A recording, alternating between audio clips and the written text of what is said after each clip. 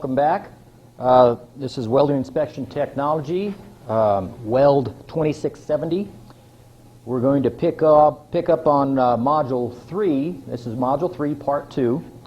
And we're on page 319. That's where we left off last time. And we're going to start with submerged arc welding. Now, if you remember previously, I talked about the big 5 welding processes. That's shielded metal arc welding, gas metal arc welding, flux core arc welding, gas tungsten arc welding, and submerged arc welding. So this is the last of the big 5. And if you'll refer back to the CWI exam questions by category that I passed out the first week of our class, you'll see that welding processes is going to comprise about 16 questions on the CWI exam. Now, about half of those questions will come from the big 5. The other half will come from all the other welding and cutting processes that we're going to cover. So really, you should spend most of your time focusing on the big 5, but then don't neglect all the other ones that we're going to be covering, because you will get some questions out of there. And of course, the American Welding Society likes to mix that up. So you can never tell. They have several varieties of their questionnaire, but they're all going to run about that pattern. You're going to see that kind of a pattern throughout. So let's go to the slides. And you'll see here, this is a picture of a submerged arc welding process. Now, if you watch the training video that we use, that one training video I have only has about a 15-second blurb of this process actually being used. And then I have a 13-minute training video on the handheld variety of this welding process. Now here you can see the operator. He's standing here and he's just wearing safety glasses. Because the arc is submerged under this blanket of flux, he doesn't need a welding hood.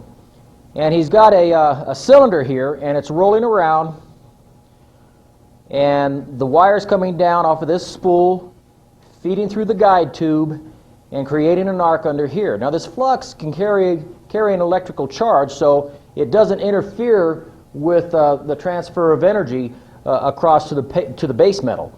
And then the flux, of course, comes down through a separate hopper to create our entire weld. So on page 319, put a bullet in the first paragraph where it reads, "The last of the more common welding processes to be discussed is submerged arc welding. This method is typically the most efficient one mentioned so far in terms of the rate of weld metal deposition.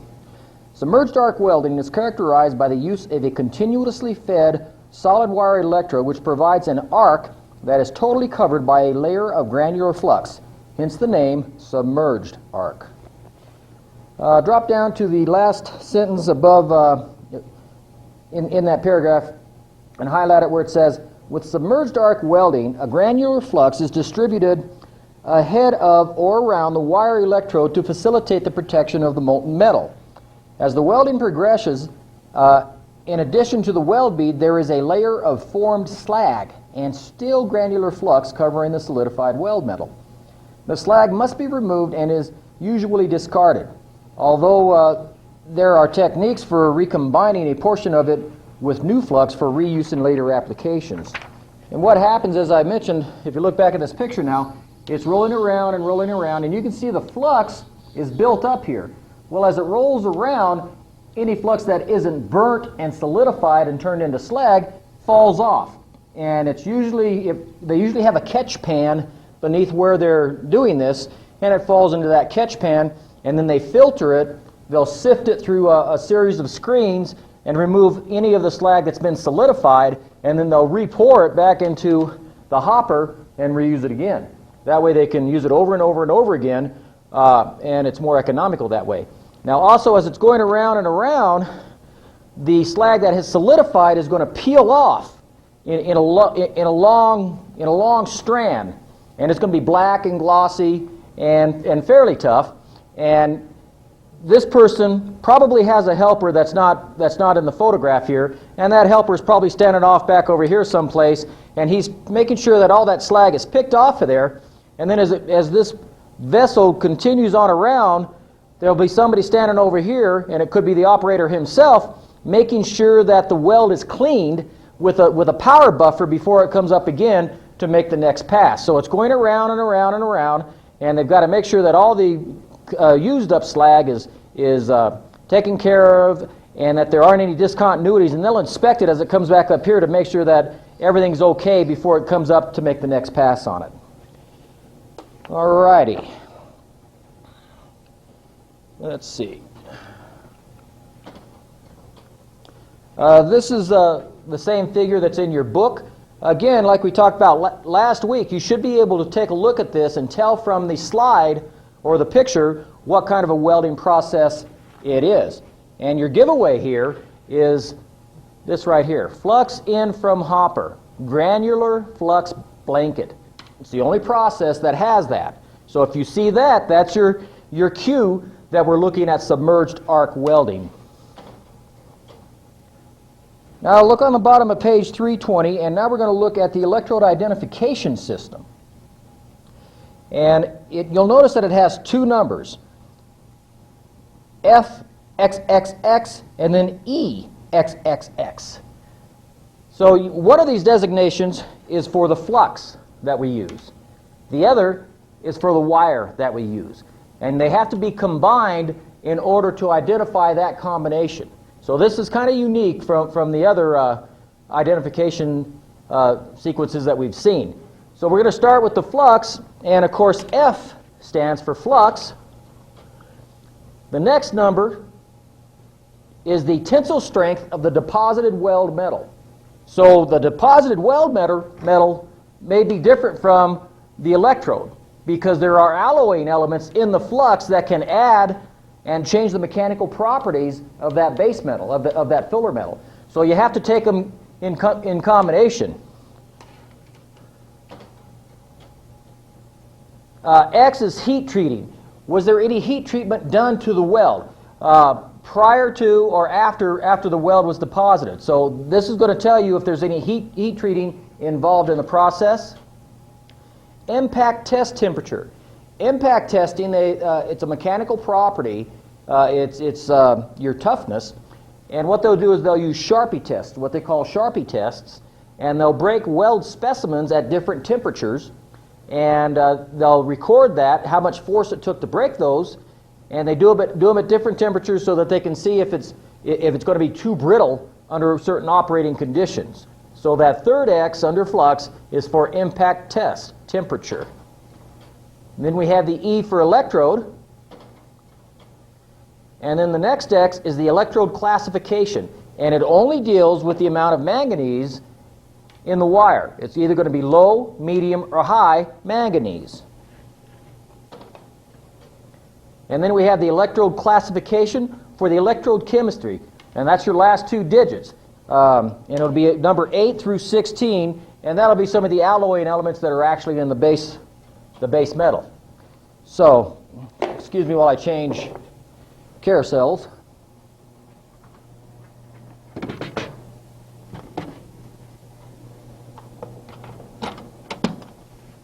So the biggest thing you need to remember when you're dealing with this, I don't expect you to remember what all of that stands for, but taken as a whole, F7A6EN12K, you should be able to tell that this would be a designation for submerged arc welding, and your giveaway here is you've got two sets of numbers and symbols. And the first one's going to start with an F, the second one's going to start with an E. On your CWI exam, they are liable to give you a whole series of electrode identification numbers, and they'll say, what welding process would you use? Which one of these numbers would you pick for this welding process? And they may have submerged arc welding, they may have flux cored arc welding, they may have gas tungsten arc welding, all as multiple choice questions. And they're going to say, for submerged arc welding, which of the following electrode identifications would go to that process? And you're going to look for that F and that E, and you'll know that that's the correct answer then. This is another picture of submerged arc welding equipment. The advantages.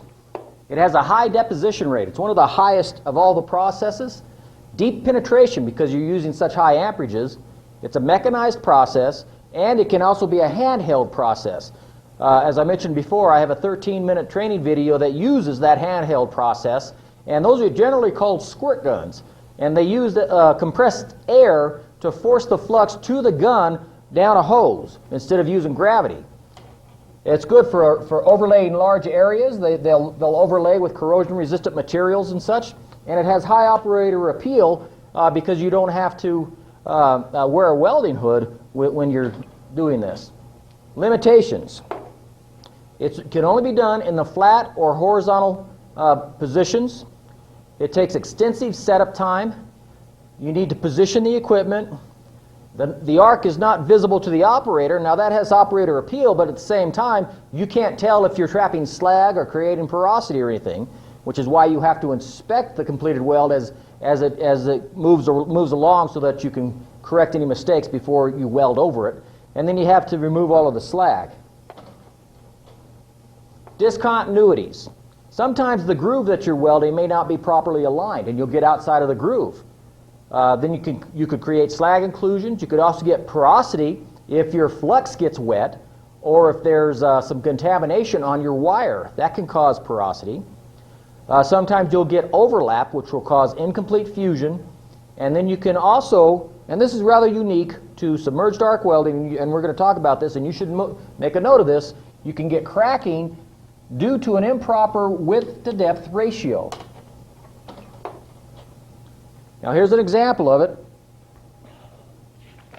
If you'll turn to page 322, you'll see this same picture, and in our first one, this is a weld nugget that has the proper width to depth ratio. You can see it's maybe 1 to 1.5 in terms of width to depth. And so you have equal heat distribution throughout the entire thing. Now when a weld solidifies, it solidifies from the edges towards the middle. So it's going to solidify harmoniously all the way across there.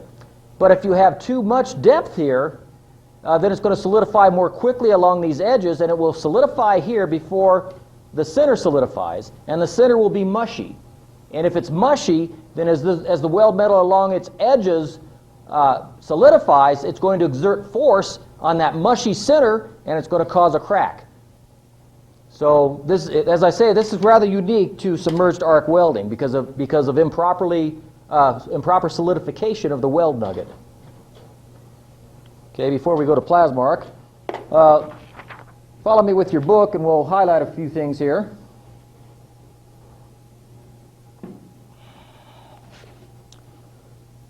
Read about the equipment. That's up here on the top of page 320. On page 321, you can see I've highlighted the two paragraphs in the first column. There's a bullet there because there's probably going to be a question coming out on that. And then I've highlighted almost the entire column over here on the second column, where we talk about the advantages and limitations. And there's a bullet by both of those. So you may expect questions pertaining to what are the advantages, what are the limitations of submerged arc welding, but you will definitely get a question about the width to depth ratio on that weld nugget.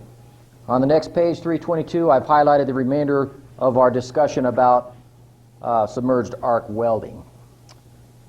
Okay, now we're going to move off into the less utilized types of processes.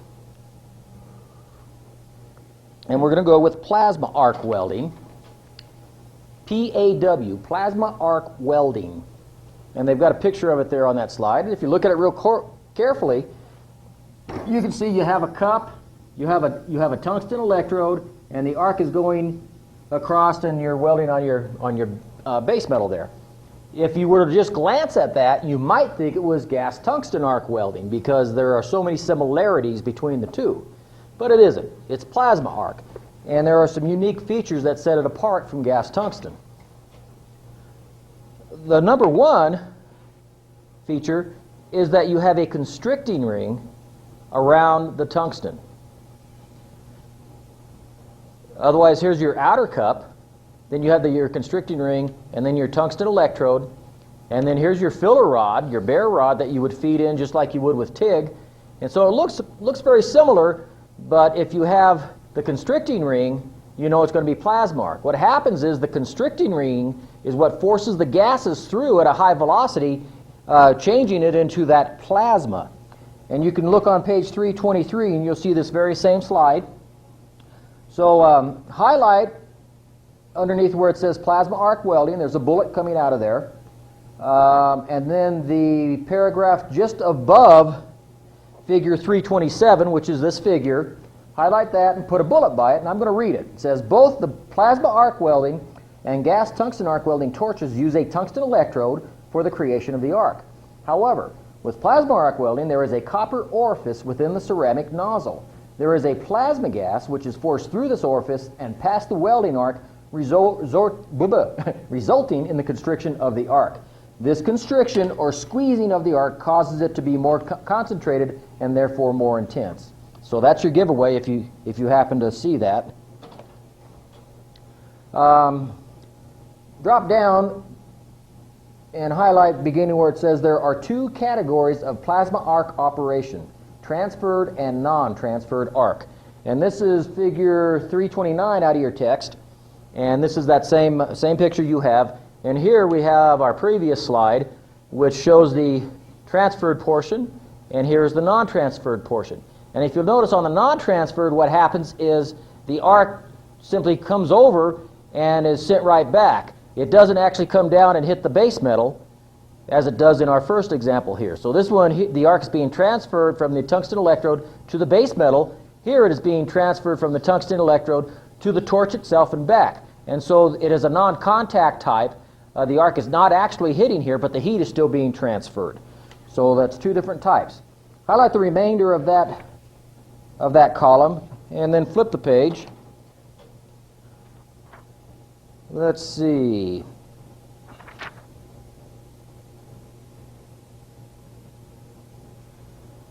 Read about the power sources where it says they are almost identical between gas tungsten arc and plasma arc welding.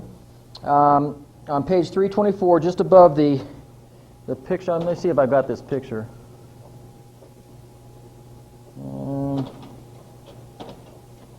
No, I'm afraid I don't. I'm looking at figure 331, which shows the internal structure of a typical manual plasma arc welding torch. I'd like you to highlight the paragraphs just above that. I'm going to read it to you. It says, as indicated, two separate gases are required, the shielding gas and the orifice or plasma gas. Argon is most commonly employed for both types of gas. However, welding of various metals might warrant the use of helium or combinations of argon-helium or argon-hydrogen for one or more of the other gases.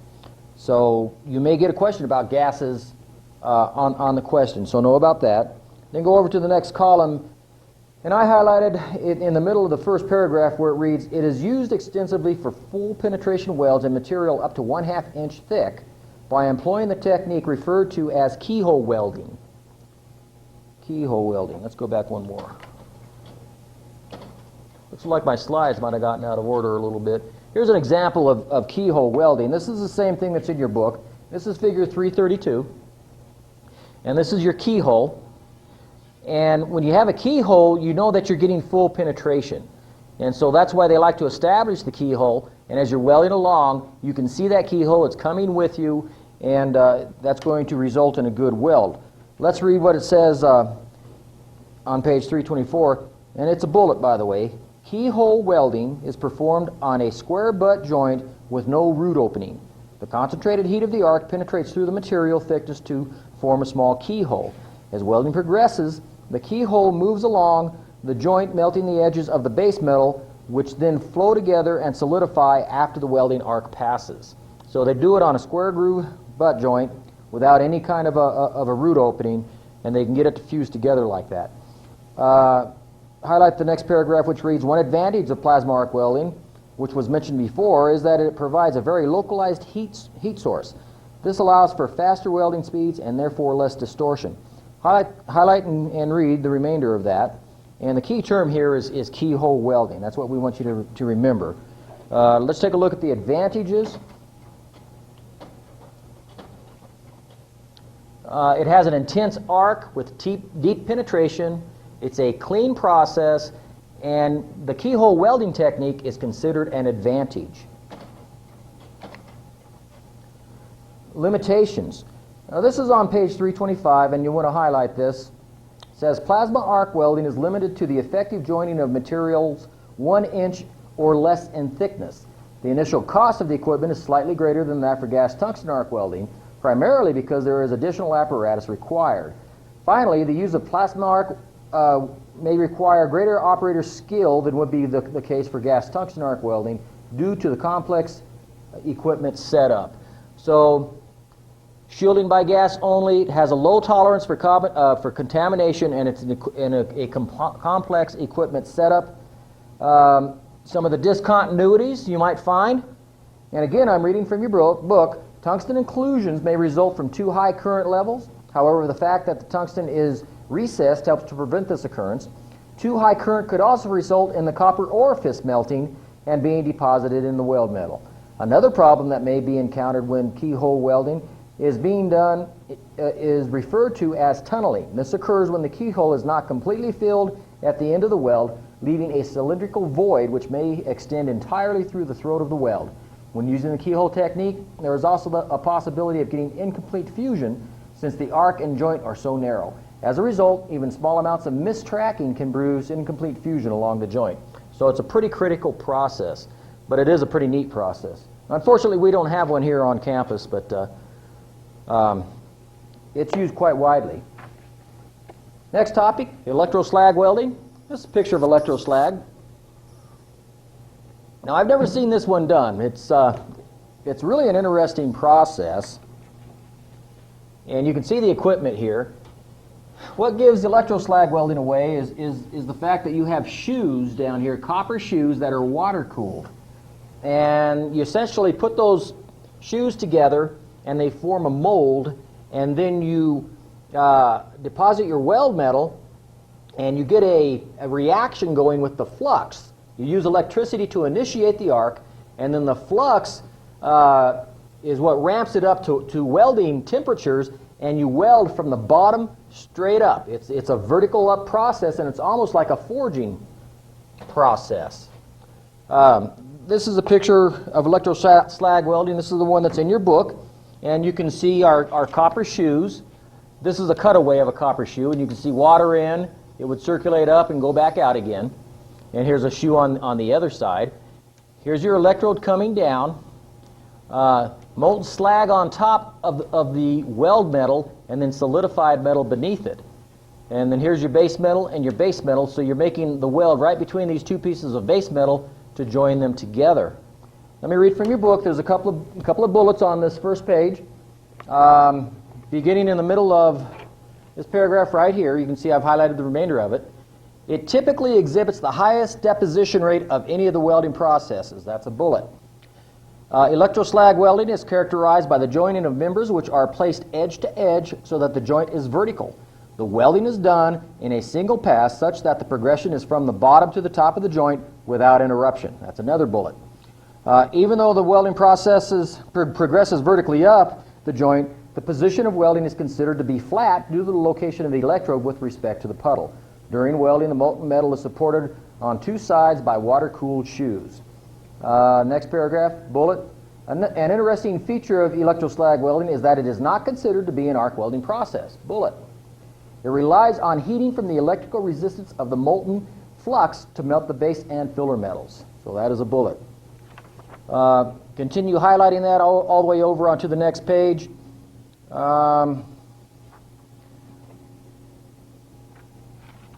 Go through the third paragraph where it reads, the major advantages of electro slag welding is its high deposition rate. And let's see, this is figure 3.34 in your textbook, and it's giving us another example, schematic diagram of the process. And let's see. So the major advantage of electro slag welding is the high deposition rate. Another benefit is that there is no special joint preparation. It can join heavy sections of steel. It has high deposition rates. Single or multiple electrodes can be used. Minimum joint preparation. and there's low amounts of distortion. Now, one of the questions that have come up over time is, of the welding processes discussed, which has the greater deposition rates? And two of the answers on that are electro slag welding and submerged arc welding. And they both have high deposition rates, but electro slag welding is considered to be the greater of the two. It is considered to have a higher deposition rate than submerged arc welding. Drop down to the bottom of that column, bullet, highlight it where it says limitations. The primary limitation of electro slag welding is the extensive time required to set up and get ready to weld. There is a tremendous amount of time and effort required to position the workpieces and guides before any welding can take place. So, it's considered a vertical casting process. It's a very extensive setup time. It uses water-cooled shoes, which could cause porosity in your weld. There are flux storage issues, and it's largely confined to vertical orientation and flat position welding only. So it's a pretty unique process, but the fact that they listed it so early in our discussion of welding processes should be a tip-off to you that American Welding Society considers it a pretty important process. Discontinuities. You can get gross porosity, slag inclusions, large grain structure in your welds, and which would result in gross shrinkage and cracks. So those are some of the discontinuities that you may see. Okay, OAW, oxyacetylene welding.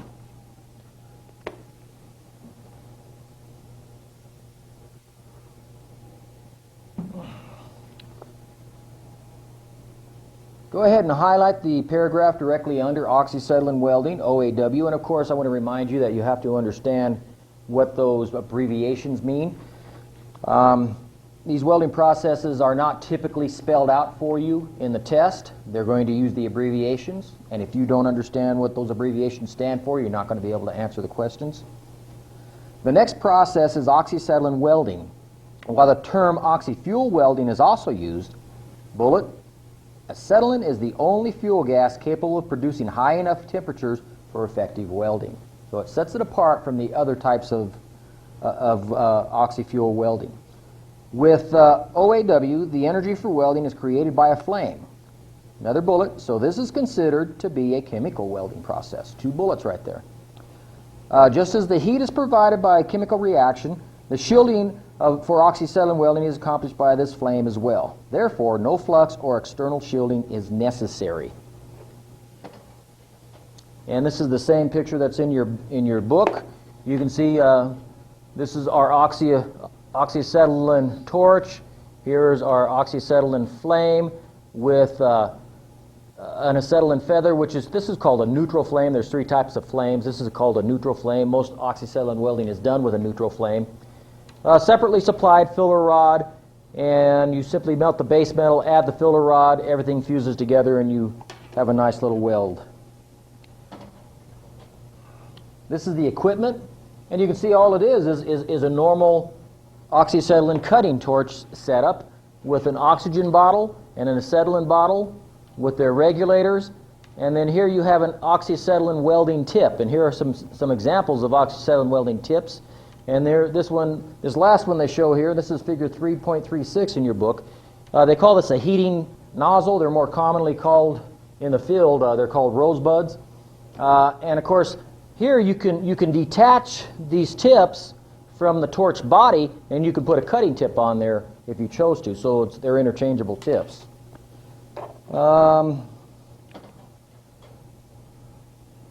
Before I get into this, on page 327, highlight the paragraph in that first column, put a bullet by it which reads, acetylene exists in the cylinder dissolved in liquid acetone. Care must be taken since gaseous acetylene is extremely unstable at pressures exceeding 15 psi, and an explosion could occur even without the presence of oxygen. Since the acetylene cylinder contains a liquid, it is important that it remains upright to prevent drawing off the liquid. And what you've got in an oxyacetylene cylinder kind of looks like that. I'm not much of an artiste. there's a filter. There are filters in here, and they put acetone in there, and it's absorbed. And when the acetylene is put in there, it's absorbed by the acetone. Then as you draw it off, it percolates up out of the acetone, just the same way you get bubbles out of a soda pop. It just percolates off of there, and you can only draw it off at a certain rate. Now, if you lay this thing down, then those filters are going to get contaminated, and you can tell if they are, because as it sucks it up in here, it's going to suck some acetone up, and when it does, the flame is going to be more blue than it otherwise would. Rule of thumb is if you accidentally or deliberately lay a bottle down, when you stand it back up, 2 hours is the minimum time that's recommended for allowing it to set up, so that all that stuff, all that acetone can come back down out of there, and you can then withdraw your gases safely. Okay, next column. Beginning with the second sentence at the top, I highlighted it and put a bullet by it. It says, the torch includes a mixing section where the oxygen and acetylene combine to provide the necessary mixture. The ratio of these two gases can be altered by adjusting the two separate control valves. Normally, for carbon steel welding, they are adjusted to provide a mixture which is referred to as a neutral flame. That's a bullet. A higher amount of oxygen will create an oxidizing flame, and a higher amount of acetylene will produce a carburizing flame. So you need to remember there are three types of flames: carburizing, neutral, and oxidizing. And just think of the name. Carbon, carburizing, more fuel. Most fuels are carbon-based, so if it's carburizing, too much fuel. If it's neutral, they're in balance. If it's oxidizing, too much oxygen. So carburizing, neutral, oxidizing. Drop down to the next paragraph now, and now we can look at our slides. Oxyacetylene welding filler metals RG45 and RG60. The R stands for rod, the G stands for gas, and this is your tensile strength. R refers to rod, G refers to gas. And that's everything that it says right there in that paragraph. So understand that, so that if you see this designation, you'll know that we're talking about a gas rod with 45,000 pound tensile strength or a gas rod with 60,000 pound tensile strength. Advantages begins in the next to last paragraph, and I've highlighted the entire remainder of this column. And these are some of the advantages. The equipment is relatively simple, it's suitable for welding thin materials, very portable, and no electricity is required. Limitations: it's a very slow process. It's never been mechanized, so it's a manual only process. You have less concentrated heat, low productivity, and flame adjustment is sensitive. Discontinuities: severe oxidation, so that can cause brittlement of the metal, or severe carburization. Incomplete fusion is a problem if you don't properly melt the base metal, and then incomplete joint penetration is another problem. So note those advantages, limitations, and discontinuities. Okay, stud welding is our next topic.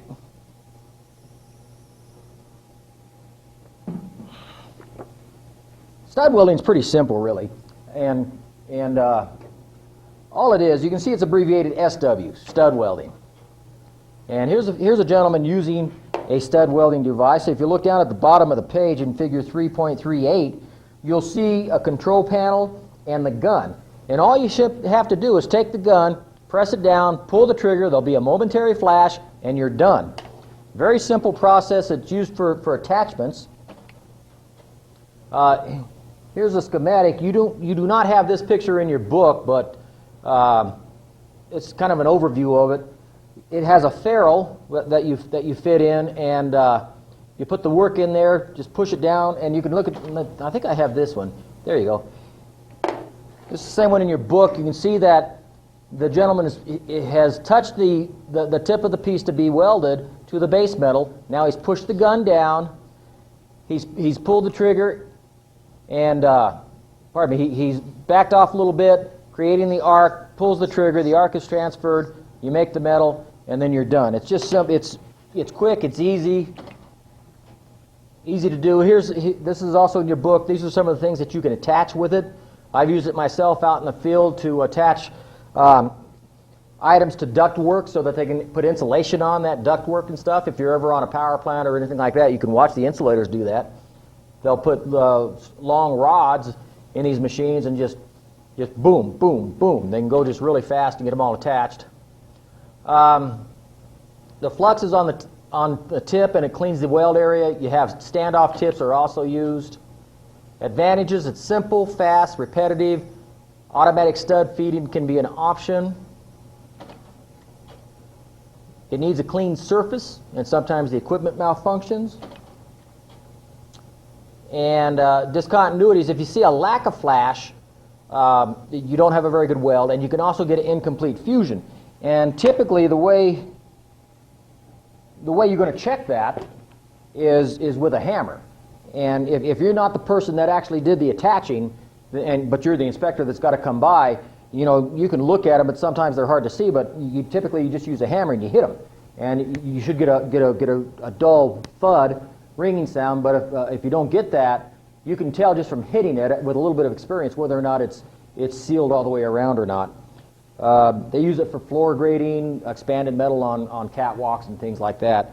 So really good process, really quick process. Know the abbreviation of it. Off the top of my head, I cannot remember the type of questions that would come from that. But know about the flash, know about the hammer. You know, that I think that may be a question, even though it may not be in your book. And that's about it on stud welding. Laser beam welding, abbreviated LBW. I've never seen this done. Highlight the first paragraph under LBW in your text and read that. Then what does laser stand for? That's on our next page. It's an acronym for light amplification by stimulated emission of radiation. That's how they abbreviate it. Laser beam has a very small cross-section and does not diverge or broaden much, thus it can be transported over relatively long distances through fiber optics and mirrors. The beam is then focused to a very small spot at the workpiece through the use of either lenses or reflective type focusing. This provides a high level of beam power density needed to do a variety of material processing tasks such as welding, cutting, and heat treating. The small laser beam produces a very narrow and deep weld bead. So, laser, it's an acronym for light amplification by stimulated emission of radiation. It is a fusion welding process. Heat from the concentrated light source. It's a keyhole welding process, similar to the one we talked about in plasma arc welding. And the light beam has a very small cross section. The light can be transmitted by fiber optics or mirrors. It is a non-contact process, and a shielding gas is often required. So, this is a picture of a cross section. This is the one that's in your book. And you can see the one that's in your book doesn't have this arrow. But if you look at the joint here, you can see that here we have a relatively high depth to width ratio, but because this stuff is so thin and over so fast, and it has such a reduced heat affected zone, we don't get the center line cracking that we do with submerged arc welding. But you can see they managed to go all the way through this piece to join our two pieces and create a weldment. So draw your attention there and see how that's done. It's real similar in appearance to what you see with electron beam welding. Advantages, all of these here are on the bulleted items on page 330. It's a low heat input, high depth to width ratio, sometimes as much as 10 to 1. It can weld relatively thick single pass welds up to 1 1/4 inches thick. It can weld thin metals or small diameter wires, closely spaced components, makes very small welds. It can weld a wide variety of materials. The beam is readily focused and aligned. It is not influenced by magnetic fields. Any of you that's welded with shielded metal arc welding, you understand what magnetic arc flow is. Well, that's not a problem with laser beam welding. It welds metals of dissimilar physical properties. No vacuum or X-ray shielding is required. And the beam's transmitted to many workstations, so you can do it in a lot of different locations. Limitations. This is on the next page, 331. Some of the limitations are the joints must be accurately positioned. The surfaces must be forced together, so you're going to put some pressure in there. Alloy reflectivity and thermal conductivity sometimes can be a problem. And then plasma control devices are often required, and it's an expensive process. The equipment is typically up to $100,000 in expense. Discontinuities.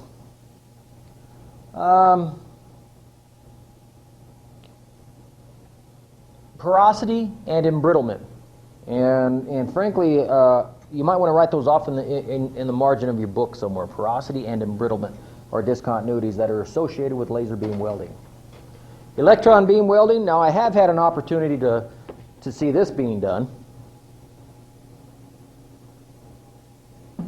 At one time, I was able to visit American Airlines maintenance facility in Tulsa, Oklahoma, and they have a vacuum chamber there in which they perform that, and it's a pretty neat little process, very similar to laser beam welding. Drop down to the second paragraph on page 331, second column.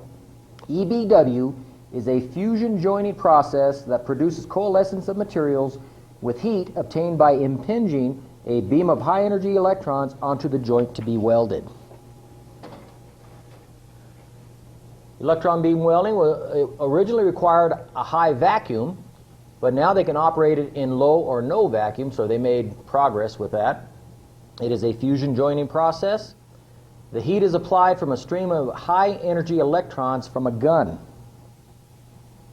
If you'll look at the bottom of page 332 in the first column, it says there are 4 basic welding variables: the beam accelerating voltage, the beam current, the beam focal spot size, and the welding travel speed. And what they'll do is they'll set this thing up on like a carriage, and they'll either move the part or they'll move the gun. And they align it, and they have a little light, a little laser type light that they'll align it with, and they'll run it over the joint to make sure everything's aligned properly. And then when they kick it on, it's very fast, and it's like laser beam welding in that it can really penetrate thick materials. This is a schematic of the gun. You won't be asked any questions on that. This is a fixture, and as I said, the fixture can move, and so they'll make sure everything's lined up properly, and then they can move the part along the fixture. And this is what it looks like. This is also in your book. This is a cross section, and you can see again we have a high depth to width ratio here. The advantage, well, before I go to the advantages, on page 332, highlight the first part of the paragraph there, which reads, the electron beam produces even higher power densities than a laser beam. Like laser beam welding, electron beam welding is usually done in the keyhole mode, which produces very deep and narrow weld beads. In most applications, the weld penetration formed is much deeper than it is wide, and the heat-affected zone produced is very narrow. So they use this because I was American Airlines. Obviously, they were using it on airplane parts, and what I got to see was they were welding the little vanes that you see in the aircraft engines, the jet engines. When you see them on TV, those were what they were welding, and it was pretty neat to watch them do that. So the advantages, it's similar to laser beam welding, has deeper penetration and capability, high purity, especially for vacuum environments, high welding speeds, the ability to change shape. And to point that out, look at the top of page 333 where it says, an electron beam can be readily moved by electromagnetic deflection. So whereas a magnetic field will not affect laser beam welding, you can alter its path with a magnetic field on electron beam welding. Limitations, they're down at the bottom of the page. It says it's similar to laser beam welding. Vacuum chamber may be required. Vacuum chamber size can limit the assembly size. It generates X-rays, and it's an expensive process. Discontinuities, and again, I'm not sure where on that topic your discontinuities are discussed, but the discontinuities associated with electron beam welding are cracking, root voids, and porosity. Okay. Incidentally, the practice test that I gave you, it'll have a few of these questions in there, give you an idea what you might be asked. Resistance welding, RW. Now this picture is in your book, and what we have here, this is another really fast process. In fact, we have a resistance welder here. These are tongs, and they're electrode tongs. There's electricity passed through these, and the base metal itself is setting up resistance to the flow of electricity. And what you do is you simply put your part in, step on a foot pedal, those tongs come together, and you can adjust the length of time that you want to send electricity through those tongs, and that will create a spot weld. So it's a resistance spot weld that you're going to see there. And then you just take your foot off and you're done. And they can go really fast with it, kaboom, kaboom, kaboom, just like that, you know. Or they can go for longer periods of time, and they'll just spot weld this stuff together. Resistance welding. Here's another picture of it. This is the weld nuggets that is created between the two. Base metal, and then you can see that it creates that nugget. This can get mushy up in here. There's quite a bit of science behind that. You wouldn't think so, but I've seen fuel tanks for the Atlas Centaur rocket made, and they are made almost entirely out of resistance spot welding. And they have to be very, very careful that they have all of their parameters right, or else the tank will be ruined. And we're talking millions and millions of dollars. And I think the gentleman that gave me the tour told me it took them about 9 months to build one fuel tank for a space rocket. Resistance welding. The heat is obtained from the resistance of the workpieces as current flows through them. The electrodes are usually copper, and there's 3 types: resistance spot welding, resistance seam. Well, let's see. I don't want to mistell you. Oh, okay. Projection welding and resistance seam welding. Okay. And those are abbreviated on the next page. So in terms of our book, before we get to advantages, I want you to highlight on page 334, the second and third paragraph under that topic says there are 3 major resistance welding processes: resistance spot welding, resistance seam welding, and projection welding. I can never remember projection welding. Then read the rest of that. Then over on the next page, read about projection welding. And that's really pretty simple. Let me see if they don't have one. Let me draw you a quick picture. In projection welding, well, let's see. Yeah, projection welding, you might have a piece like this, and it'll have a little nipple on it like that, or a little tip, and it'll come down on another piece like this. So you've got this, and then you've got that.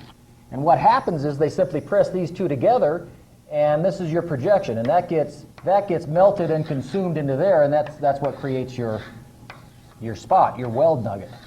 So that's projection welding. And then on resistance seam welding, they actually have a machine that's got wheels. And you might have a pair of wheels like that, and you're going to feed 2 pieces of metal through there, like so. And as they're going through there, the electricity is passing between those, and they can weld long sections, and that creates a seam weld. So again, these are your electrodes, and here the electrodes it's just passed through this projection. So it's pretty neat stuff. And again, I got to see this out there at that Lockheed manufacturing plant in San Diego is where I saw it. And it's a pretty neat process to watch them do that. Very high tech, much more high tech than you would think. So 3 types: resistance welding, projection welding, and resistance seam welding. Okay. Advantages: very fast welding times, less than 1 second per spot. Semi-automatic or automatic process. It's good for thin materials, and no flux is required. Limitations: inspection of welds may be difficult. It's primarily a shop process. The electrodes must be cleaned, and the metal surfaces must be cleaned. Discontinuities: this was their biggest one. Sometimes it was hard to tell if the spots that they made on those things actually fused together. It can crack, and then you can have misalignment of the resistance seam weld electrodes, and that can cause a problem. they won't line up properly, and you'll get off, and you'll have lack of fusion then. Okay.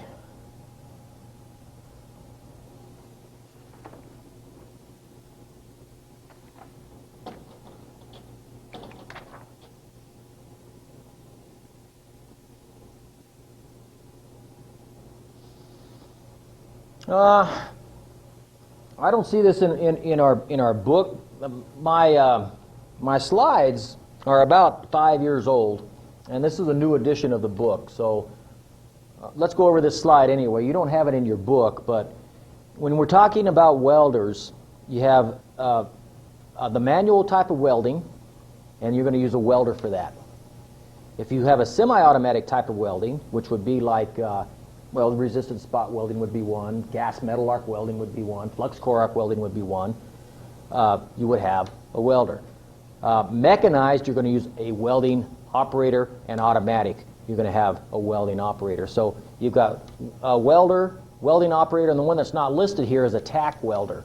So they have tack welder as well. So you're going to see on certification papers as we go on later, you're going to see where they talk about the welder and the welding operator, and this is the difference between the two. The welder will do manual and semi-automatic. The welding operator will do mechanized and automatic types of welding. And if you want to read more about that definition, go to AWS ANSI publication A3.0-94, and that's where they're getting their definition from. Okay, brazing processes. On page 335, highlight that first column under brazing. Put a bullet by where it says brazing differs from welding in that brazing is accomplished without any melting of the base metals. The heat applied is only sufficient for melting the filler metal. Another joining process, soldering, is similar in that it too only requires melting of the filler metal to create a bond. Brazing and soldering are differentiated by the temperature at which the filler metal melts. Filler metals melting above 840 degrees are considered braze materials, while those melting below this temperature are used for soldering. Therefore, the common term silver soldering is actually incorrect, because silver brazing filler metals melt above 840 degrees. So you can see here from this picture, let me see, do you guys have this picture in your book? You don't. Here we have a young man. He's wearing cutting goggles and he's doing brazing. He's got a tip here. You use various size tips for the amount of heat you want to create. And he's got a can of flux over here to the side. And what he does is he'll take his torch and he'll run his torch. He'll run that flame up and down his brazing rod, and he'll twirl it around and he'll get it hot all the way around. And then he takes it and he dips it in that can of flux. And when he does that, then the flux adheres to the rod. And then he can go ahead and do his brazing, and then that flux then does a cleansing action, and it also helps to protect the braze metal from contamination. So that's what he's doing in that picture. We just spoke about this, brazing versus welding and soldering. So the magic number here is 840 degrees. Anything above that is brazing, anything below that is considered soldering. Oops. There we go. Brazing aspects. You can braze weld large surface areas with very small clearances. You have clean surfaces. Flux is often used. And if you're doing it on a tight joint, it uses a capillary action. These are some brazed joint configurations, and you have these in your book. And there's all kinds of brazing. There's dip brazing, furnace brazing, manual brazing like that picture was doing.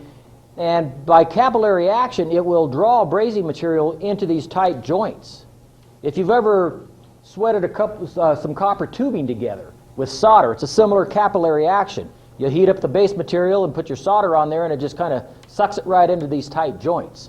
That's what brazing does. Now, I've highlighted the entire chapter, the entire column on page 335, the next column, and I put a bullet by that center paragraph which reads that first, the brazed joint is designed to have a large surface area. Second, the clearance or gap between the two pieces to be joined is kept to a minimum. Gaps greater than about 10 thousandths of an inch may result in a joint having substantially reduced strength. Some typical braze joints configurations are shown in figure 3.51. As can be seen, all of these joints have relatively large surface areas and tight gaps between the parts. And it's that last sentence that I believe you'll find will relate back to some of your questions. So highlight that entire thing. Know about capillary action. Brazing filler metals, wire, strip, foil, paste, and preform. So all of these things are different ways that they would apply the brazing filler metal. When they're talking about a preform, they might take a very thin sheet of braze material and shape it just like the part that they want to braze, and they'll stick it between the two parts, and then they just heat it up and it will melt in there. Or they can use a paste or a foil in a similar manner as the preforms, or wire like we saw that young man using. These are designations for some brazing materials. Let's see.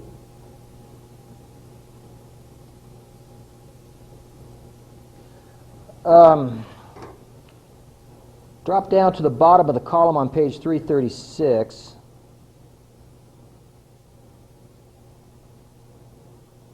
Well, on second thought, take a look at that blue box on page 337. That's the same information that I have here. And the way you're going to read this is B is brazing, Al is aluminum, Si is silicone. So aluminum, silicone. B is brazing, Cu means copper, P means phosphorus. So copper, phosphorus. B for brazing, Ag for silver, Au for gold, Cu for copper, and so forth. And that's how you would read that. Then drop down to the bottom of page 336 and highlight that paragraph, because that's where it talks about these different types of brazing. And it says, I'm going to read it, says, there are numerous methods of brazing, with the primary difference being the manner in which the joint is heated. The most familiar method is referred to as torch brazing. That was the first slide we saw, where heating is accomplished using an oxy-fuel flame. It can be done either manually, mechanically, or automatically. Other common heating methods include furnace, induction, resistance, dip, and infrared. So all of these are listed there, so know that. And then it goes on and tells us a little bit about each one. It goes into furnace brazing, and then on into induction brazing, and resistance brazing, dip brazing, and infrared brazing. It'll give you a little explanation of what each one of these is. Advantages: relatively strong joints. It can weld dissimilar metals. It joins metals to non-metals and joins unweldable metals. For example, you might be able to braze some pot metal, which is really tough to mess with. Less heat, less distortion than actually melting the base metal as you would with oxy-fuel welding or oxyacetylene welding. Limitations: there are cleanliness requirements, joint design requirements, and it's hard to inspect. Discontinuities: you can leave voids or unbonded areas. Base metal erosion from getting it too hot, and a lot of times if you do brazing on thin material, say 16 gauge carbon steel, for example, you can actually get it hot and crack it on the back side from getting it too hot. Corrosion by flux, and then you can sometimes trap flux. So read about that. You'll read about that on page 335. And the last paragraph on that topic says there are several inherent problems associated with brazing. The first is the formation of voids or unbonded areas within the joint. And then go ahead and read the rest of that, so it will give you a little better explanation of what these things are talking about. Okay, now we get into the cutting processes. Here at Western, we teach the three main cutting processes. Actually, we don't really teach mechanical cutting, at least not in the welding lab. We do have a machine shop where you can do some of that. The only type of mechanical cutting we do is grinding or using a saw to cut materials up. But we do oxy-fuel cutting, air carbon arc cutting, and plasma arc cutting. So let's read about oxy-fuel cutting, OFC. You remember a little while ago we had OFW for oxy-fuel welding. Now we have oxy-fuel cutting. The same with plasma arc.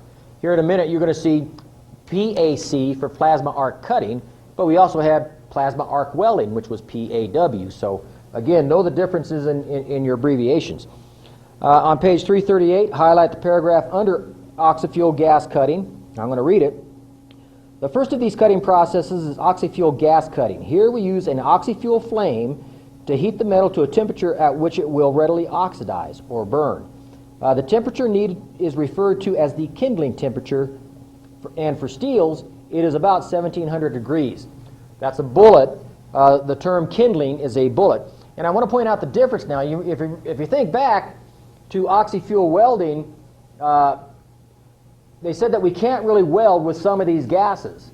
Well, that's because the melting temperature of some of this material is 2800 degrees or so, and these gases won't normally get it hot enough. But some of this other stuff, the kindling temperature, is only like 1700 degrees. So you might be able to burn it, but you can't get it hot enough to weld it using like MAP gas, for example. So the only fuel you can use to weld with is oxyacetylene, the acetylene gas, but you can cut with MAP gas and propane and other types of gases. So that is a distinction that you should remember. Continuing reading on this, it says, once that temperature has been achieved, a high-pressure steam of cutting oxygen is directed on the heated surface to produce an oxidation reaction. This stream of oxygen also tends to remove the slag and oxide residue which is produced by this oxidation reaction. Therefore, oxy-fuel cutting can be thought of as a type of chemical cutting process. That's a bullet. Figure 3.56 shows the basic placement of the cutting torch necessary to achieve a cut in carbon steel. And this is that same picture. Oxy-fuel cutting process. This is also a picture. You have this on the next page. Figure 3.60. Kerf. Remember these terms. The kerf is the width of the slice that's taken out in the metal, and then your drag is the distance from where the flame enters the top of the steel to where it exits the bottom of the steel. And if you examine the exposed surface of a cut, you'll see that most of the time it will exhibit a little back swell, a little drag indication there. So let's go back to your book. Staying on page 338, highlight the last paragraph in the second column, which reads, it should be noted that oxy-fuel cutting can be accomplished using several different types of fuel gases, such as acetylene, methane, propane, gasoline, and MAP gas. That long word, methylactylene propadian, I have never been able to pronounce that. MPS. It's when you're talking to people, if you say MAP gas, they're going to know what you're talking about. So it's called MAP gas and everything. Each provides various degrees of efficiency and may require slightly modified cutting tips. And if you look at the different tips, they do have different orifices, different openings on the end. So that's a bullet. Understand that stuff. Then go over to the next page, and in the second column, highlight where we've been talking about kerf. It's just above figure 3.6. It says the width of the cut produced is referred to as the kerf, as shown in figure 3.60. Also shown is the drag, which is the amount of offset between the cut entry and exit points, measured along the cut line. Although oxy-fuel cutting is used extensively by most industries, it is usually limited to the cutting of carbon and low alloy steels. Usually limited to that. We're going to get to a neat thing here in a minute. Oxy-fuel cutting gases, these are commonly used. These are the ones we just discussed: acetylene, methane, propane, and MAP gas. Here's an example of some cutting torches. You have this picture in your book. This is called a barrel torch. You put that in an automatic cutting machine, a track burner essentially. Here we have a cutting torch of one time, and then a combination torch with cutting attachment. So this one can be changed. This is the barrel, but you can change the top. So you could actually put on a different type of tip and do oxyacetylene welding with this, whereas this one is not removable. So that's the difference between the two. Here's a picture of a quality cut. This was machine done, and you can see if you follow these lines down. I don't know if you have this picture in your book. Let me take a look here. No, apparently you don't. But this is the drag that they're talking about. You can see. I don't know how clearly you can see this, but it comes down and you can see it's got a slight backward sweep, and that's your drag that we were talking about. Oh, let me show you one other thing here. Get back here. Right up here, if you look at the top, here it's kind of dimpled and chewed up a little bit, whereas here it's not. And what happens is if you get your torch too close, you're going to get this result, and it can also result in a rounding of the upper edge. So you don't want to get the torch too close to it.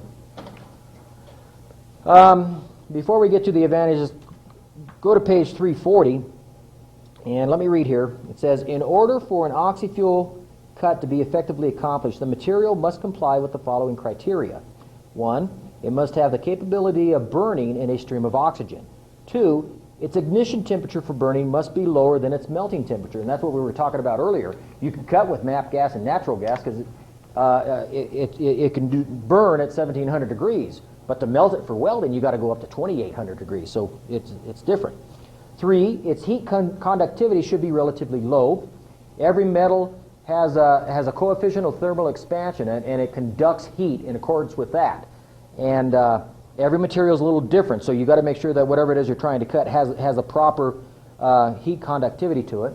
And then 4, the metal oxide produced must melt at some temperature below the melting point of the metal. And 5, the formed slag must be of low viscosity.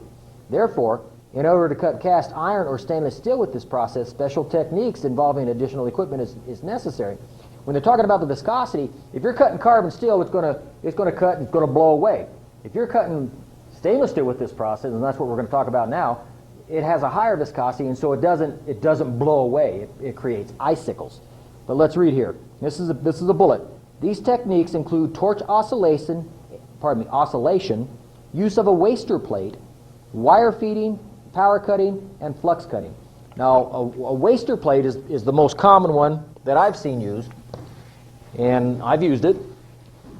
Now, if you've ever had to cut stainless steel, and all you have available is an oxyacetylene cutting torch, you got a piece of carbon steel or stainless steel here, and you've got to cut it.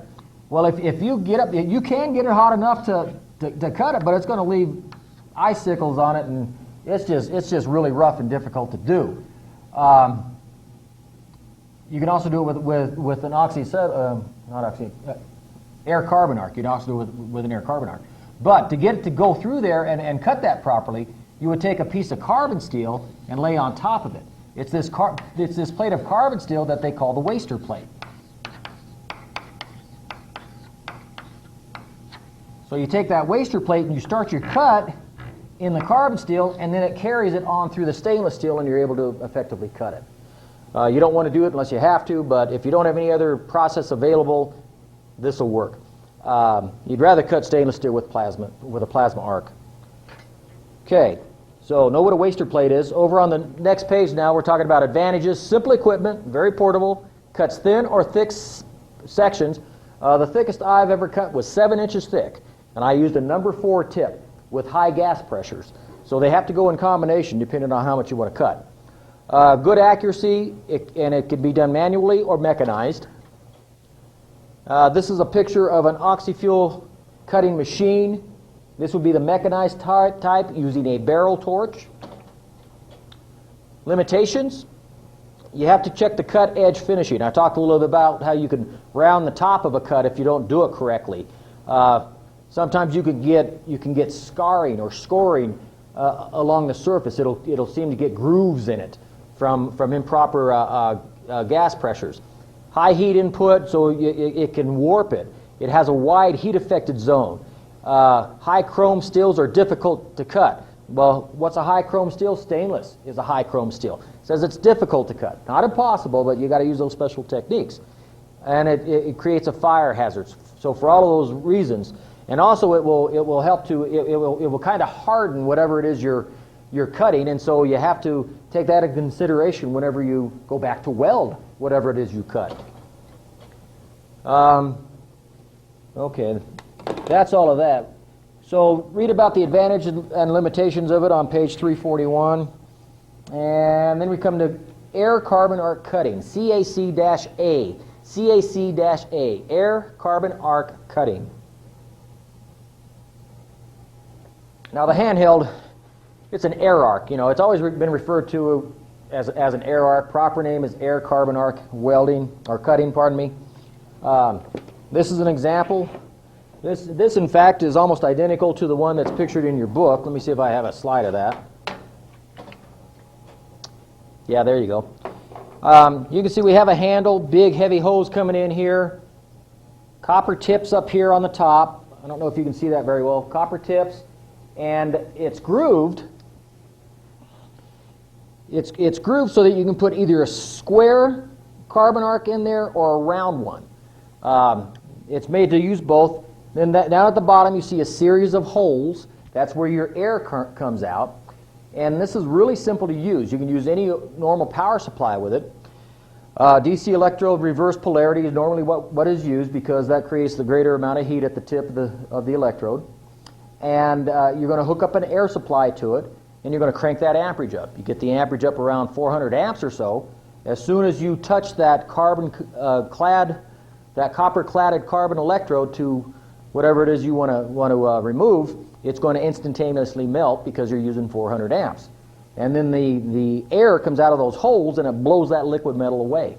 Very loud, very smoky, somewhat dangerous operation, but it's very effective and it's one of the most common ones out there. So all you need is a power supply and an air hose, and you hook the air hose up here, power supply up here.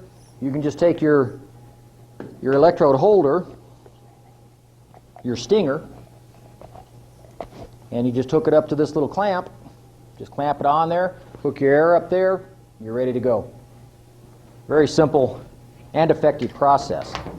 So our slide 3-64, shows the square one and the round one. These come in 1/2 inch width. I've used them both. If you want to try for accuracy, this one works pretty good, and also it will remove less of the parent metal. Typically, if I have something that's real critical, as I get closer to the surface of the material, I'll turn my amperage down and go to a smaller electrode so that I don't remove too much material. Because any material that you remove from a weld, you have to replace. So that's just more time. So you want to try to be careful and accurate with it. Here's the equipment, just a normal power supply. And you can see this picture is in your textbook.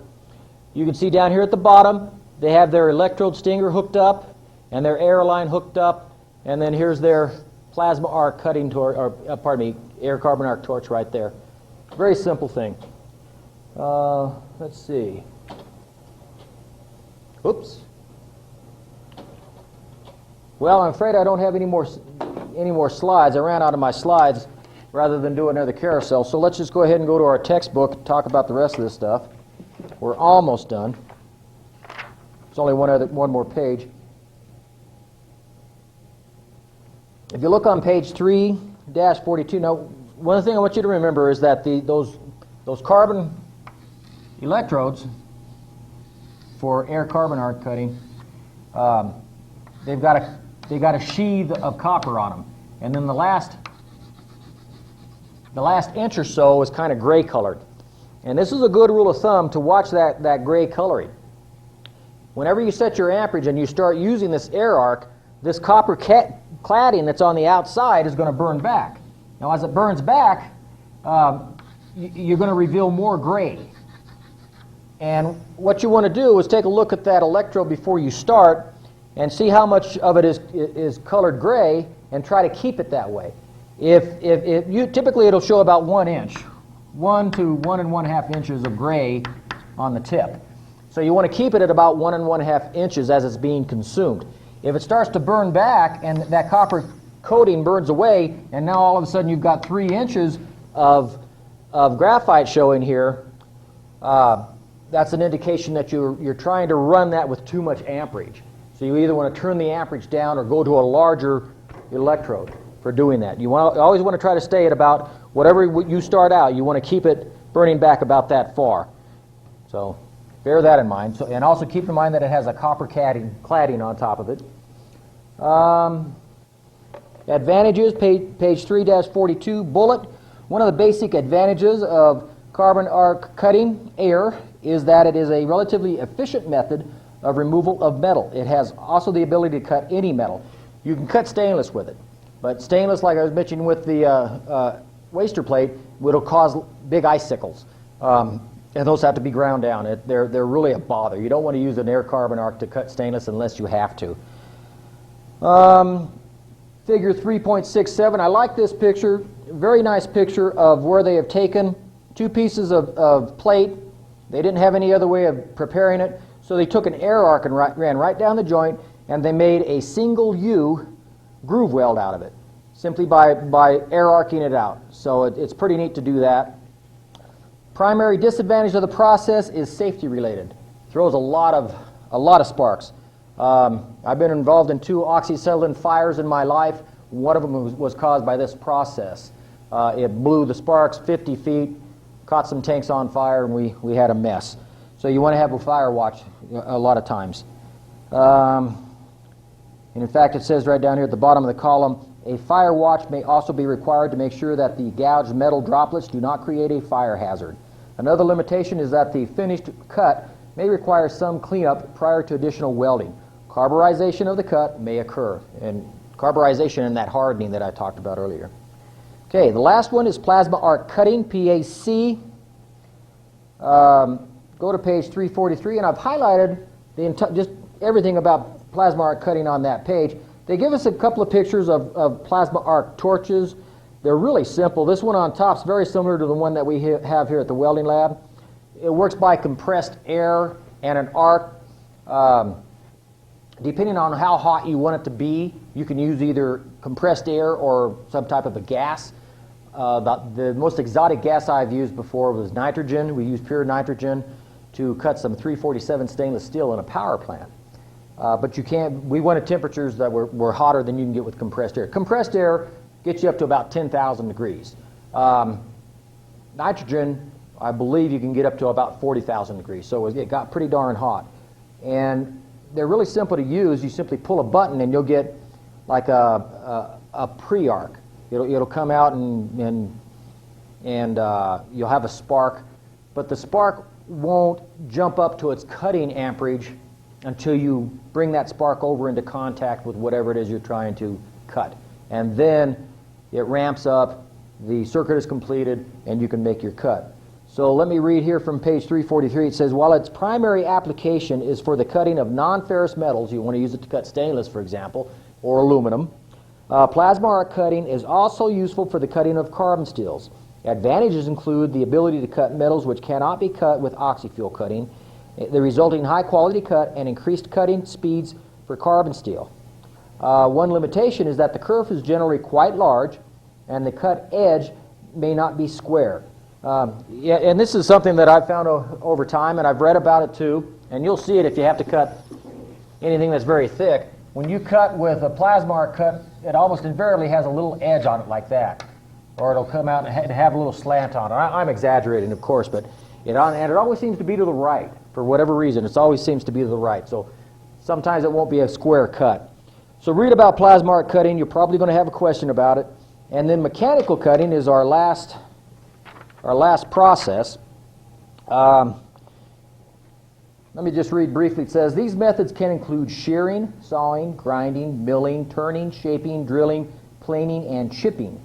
They are used for joint preparation, weld contouring, parts preparation, surface cleaning, and removal of defective welds. A welding inspector should understand how these methods are used. Their misapplication may have a degrading effect on the final weld quality. For example, many of these methods use cutting fluid to aid their operation. If the fluids are not completely removed from material surfaces prior to welding, problems such as porosity and cracking may result. Okay, that brings us to the end of Module 3. There's some highlighting I want you to do in the glossary under terms and definitions. Highlight arc blow. Highlight discontinuity. Highlight electrode. Filler metal. Inclusion. Incomplete fusion. Incomplete joint penetration. Inert gas. Kerf. Keyhole welding. Non-ferrous. Plasma. porosity, prefix, progression, reactive gas, shielding, slag, spatter, suffix, tensile strength, undercut, waster plate, and weld. If you have any questions, please get in touch with me. Either next week or the following week, we will have our test on this module. Thanks for your attention. Pissed me off that he said.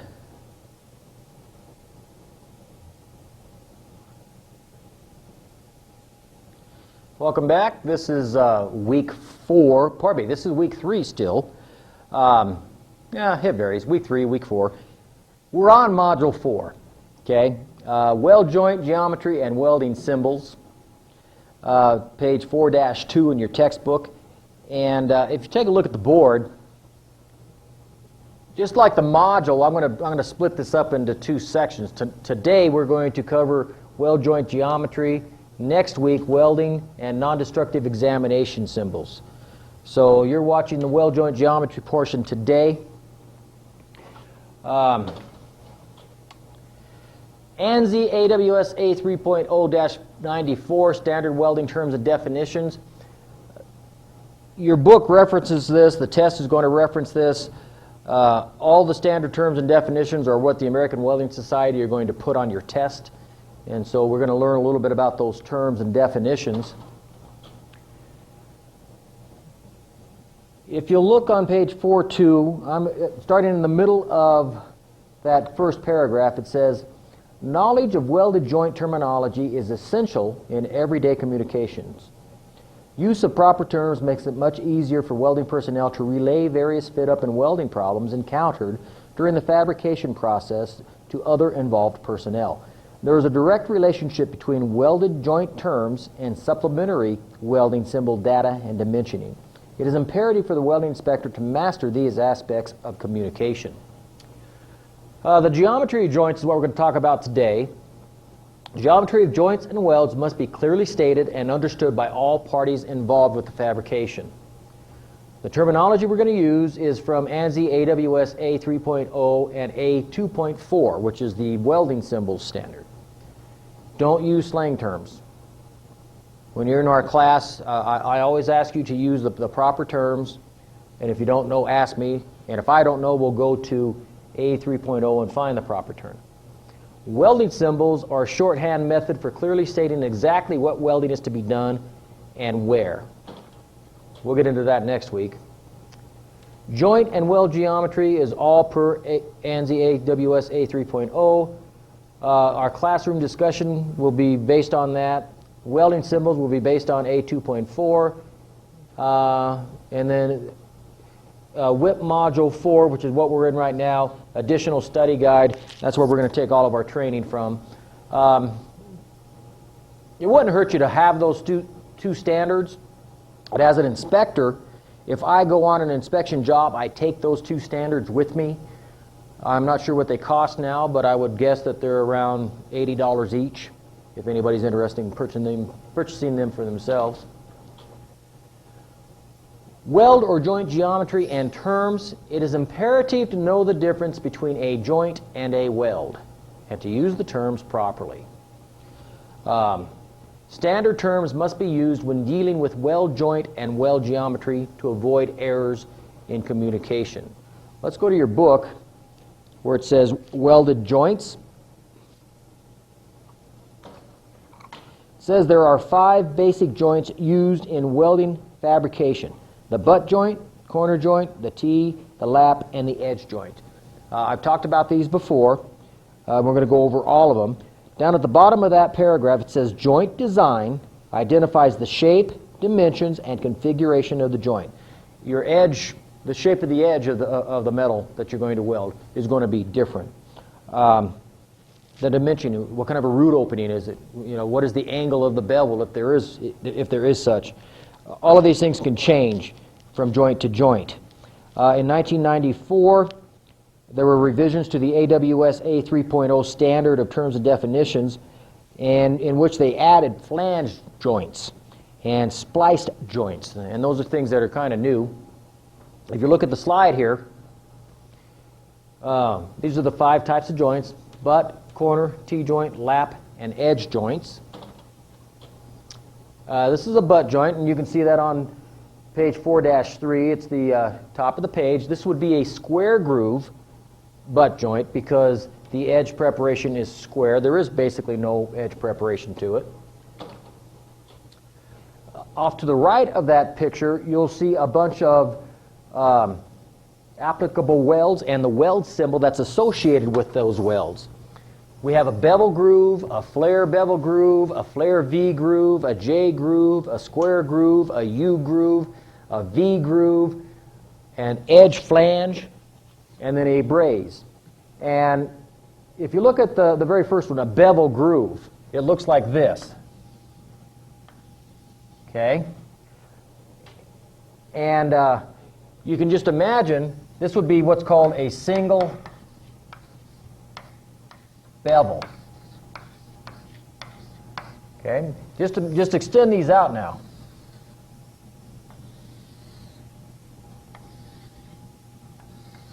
So now you can see we have 2 pieces of steel fit up in a single bevel configuration. One piece is square, the other piece has a bevel to it. We don't know what that bevel is, but further information, say 30 degrees, on a welding symbol would tell us that we were going to bevel that 30 degrees. So here, again, what we're talking about now are butt joints and the applicable welds. So our text is telling us that we can put a single bevel joint on there and get put the corresponding weld. And then we have a flare bevel groove.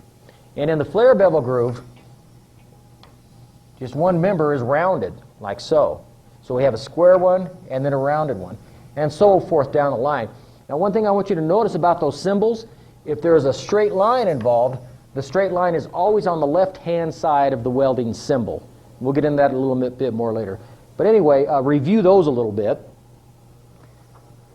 so you can become familiar with those. Then we have a corner joint. And this corner joint is defined as 2 members located approximately at right angles to one another. And these are the types of welds that can be associated with corner joints: fillet welds, bevel groove welds, flare bevel groove, so forth and so on. So read over those. I don't expect you to memorize all of those, but know where to look. T-joint, 2 members located at approximately right angles to each other to form a T. And here we have the welds that are applicable to a T-joint. A lap joint, 2 overlapping members in parallel planes, and the welds that are associated with those. An edge joint, a joint between the edges of 2 or more parallel or nearly parallel members, and the welds associated with those. So you can see there's five different joints, but there's a lot of different welds that could be applied to those 5 different joints. It's not as confusing as it seems, and we'll go slow so that you can kind of hang with me on this. Nomenclature. Let me see where that slide is.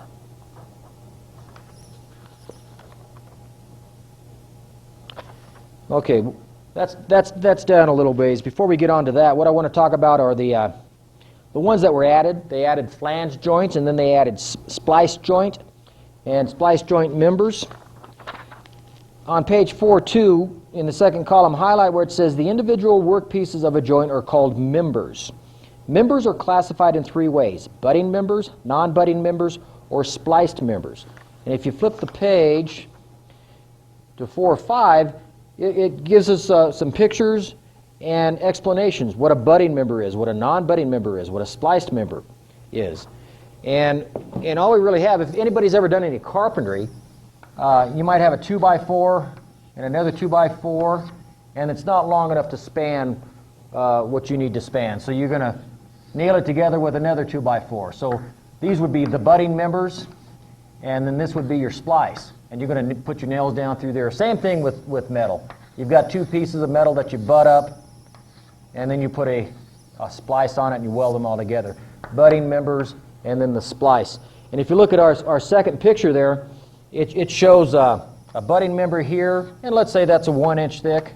And then over here we have a 1/2 inch and a 1/2 inch. And then we have a splice up here and then another splice down here. So that's all it is. And frankly, in my experience, I've never had to deal with those, but I wanted to bring them to your attention because your book talks about them. Then on page 4 or 5, it says, identification of the weld joint is indicated in the joint geometry. That's a bullet. Joint geometry is, this is the definition, the shape and dimensions of a joint in cross-section prior to welding. And when they're talking about joint geometry, let's go back to our single bevel. They're talking about what it looks like. Well, we know this is a single bevel. We've discussed that already. A 30-degree included angle would be part of the joint geometry. If we had a root face on this piece, that root, the thickness of that root face would be part of the joint geometry. If we have a root opening, whatever that root opening is, would be part of the joint geometry. So that when they talk about joint geometry, that's what they're talking about. All these elements that go into the expression of what type of a joint fit-up they want you to make before you do the weld. I'm going to continue reading here. It says, when a joint is viewed in cross-section, the edge shape of each mating member often resembles the weld type and the weld symbol. And we saw that from the previous slide when I drew this out. We know that the symbol for a single bevel is this. And you can see that it looks very similar to the edge shape. Okay, now let's go to page 4-6 and look in the blue box on that page. And you'll find these same symbols that I have on the board in that blue box.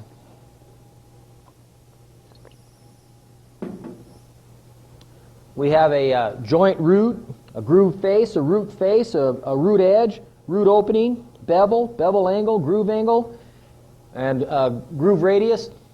All of that's in our blue box there. And let's see here. For the joint root, go to page 413. Flip to page 413 in your text, and you'll see this same figure on page 413. In your book, it is figure 4.12, joint roots. Now, every place that it is shaded is a root, and you can see it could be an area, like in this lap joint. That's a pretty big area, but it's still considered the root. Or it could be a point, where these two sharp points come together.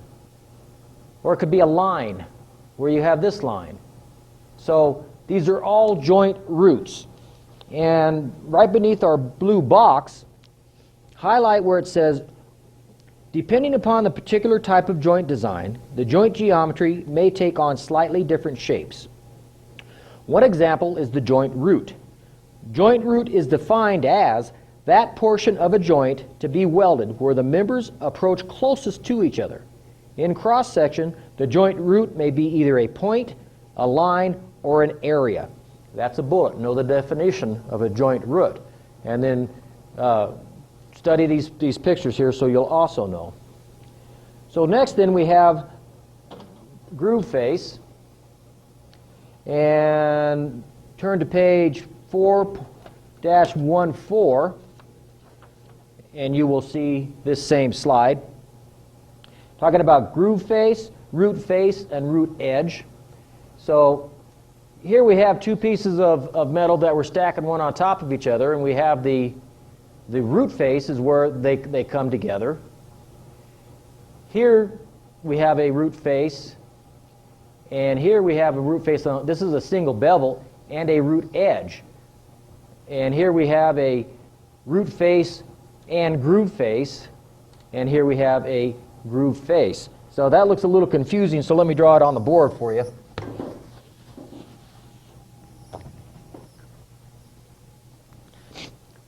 So what we've got on the square groove one, just these two pieces coming together, and as they come down, the shaded area is going to be our root face and groove face, because they can be one in the same. Sometimes you'll use the same name for it. Let's take our single bevel. Oops, my bad.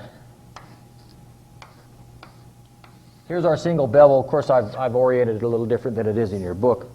If you look at it, it says groove face, and the root edge. So our root edge is right here and right here on the point, and then our groove face is this face, and it's also sometimes referred to as the shoulder of the bevel, and then we have another groove face there. And because they call this area the groove face because that is what encompasses the joint. Let's take the other one next to it. Let's see, that is figure C. Let's take a look at figure C. Figure C is a single V groove.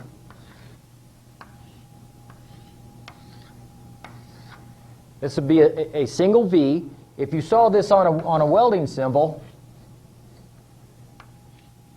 it would look like this. This is a weld symbol, and it resembles the actual preparation. So here we have a root face. It's sometimes referred to as a land, but a proper terminology again is root face. And then here we have the groove face. This area here is the groove face. So it's distinguished from the root because the root has a separate nomenclature of its own. It has a separate terminology of its own. If it was a point, that point would be our root face, and again, the slope would be the groove face. Okay?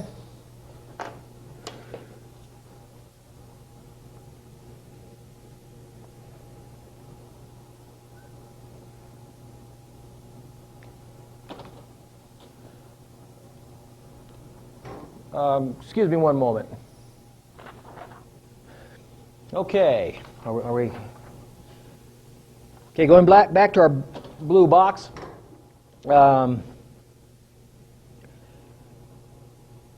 These edge shapes are on the very next page, so you can see from here that we have a square edge, single bevel edge, double bevel edge. I talked about these before, edge preparations. The applicable welds are over on the right-hand column. Let's see.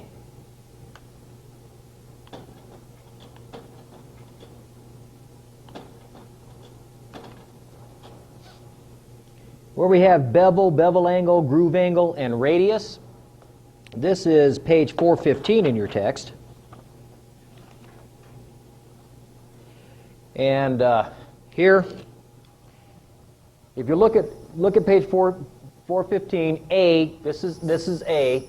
You see we have a bevel angle. I talked about that a moment ago when I drew the example of 30 degrees. Well, if this is beveled at 30 degrees and this one's beveled at 30 degrees, then our groove angle, that is both of them combined, the angle of the groove, is 60 degrees. And it's sometimes referred to as the included angle. And then down here we have the root opening. And then the depth of the bevel is how far down it's been prepared. Okay? Over here on B, we still have the bevel angle, the groove angle. Now here you have the depth of bevel is only down to where it's been radiused at. And you can see if it's rounded, as in a J groove or a U groove, then that roundness, that radius has to be identified. And then this remaining section down there would be our root face. Over here we have another single V groove with our bevel, our groove angle. Depth of preparation, or depth of bevel, comes down even less. And then this here would be our root face again on both sides. Here we have a compound bevel. So we have one bevel here and a different bevel angle here on D. So you have a compound bevel with two different angles. Down here in E, we have a T-joint, and we have a radius right here, then a slight root opening, and then again a groove angle and bevel angle. And over here then we have another compound angle with two different angles here. We have an angle for here and an angle for here. So look at that and study bevel angle, bevel depth, groove angle, groove radius, and root opening. Because when we get to the welding symbols, there's going to be information that we will put on that welding symbol that will allow you to look at that symbol and know exactly what those dimensions are from the welding symbol. Okay. Joint geometry, key learnings. A root, this is pretty interesting. A joint root can be linear in nature or an area, as in the lap joint. We had an area over that. Or it could be a straight line, as in a single V groove without any kind of a root face. A surface can be both a root face and a groove face, as we saw back in figure 4.13, example A. That showed us a root face and a groove face. An angle can be both a bevel angle and a groove angle. So they can use them interchangeably in some things. I don't want to try to confuse you too much, but I'm trying to get some definitions out there for you. Let's see, where are we at? 4.7. On page 4-10, highlight that first paragraph, which reads, the nomenclature associated with groove face, and root edge is identified in figure 4.13. Groove face, and this is a definition, now bullet by the definitions, that surface of a member included in the groove. The root face, commonly called the land, is that portion of the groove face within the joint root. And finally, the root edge is defined as a root face with zero width. So that's the important one there. Let's go ahead and flip the page, flip the page, flip the page. Now I'm on page 4-16. The root opening is described as the separation between the work pieces at the joint. The bevel, commonly referred to as the chamfer, is an angular edge preparation. Bevel angle is defined as the angle between the bevel of a joint member and the plane perpendicular to the surface of the member. Groove angle is the total included angle of groove between work pieces. For a single bevel groove weld, the bevel angle and the groove angle are equal. So on my example of a 30-degree one, if we had a square groove, single bevel, and it was 30-degree preparation on this, then that means that the groove angle would be 30 degrees. But if we had a single V where they were both prepped at 30,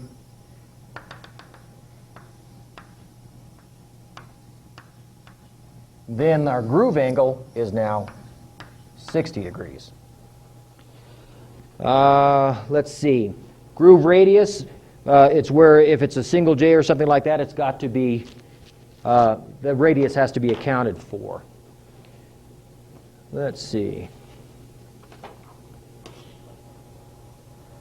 Single groove welds, this is figure, let's see, 24. This would be figure 4.15 in your text. It's not identical to your text, but it's close. And we have a single square groove, single bevel, single V, a single J, a single U, single flare bevel, and a single flare V. Some of these you have, some of them you don't in your text. And I'm going to stop right there And we'll pick this up again in just a moment.